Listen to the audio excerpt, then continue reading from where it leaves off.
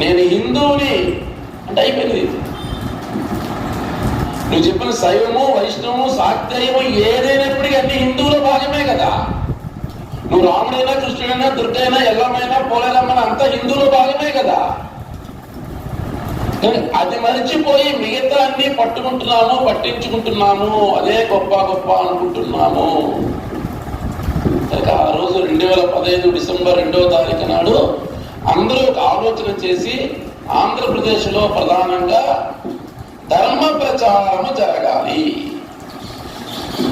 ఎలా జరగాలి అంటే, ఆ రోజు లవకుశులు అయోధ్య మొత్తం తిరిగి వినుడు రామాయణకు కాదా అని చెప్పి రామాయణం ఎంతైతే స్పష్టంగా ప్రచారం చేశారో, శ్రీరాముని జీవితం ఎట్లయితే అందరికి అర్థం చేయించారో పాట రూపంలో, అట్లా మన ఆంధ్రప్రదేశ్ లో ధర్మ ప్రచారం జరగాలి. మనంతా హిందువులమని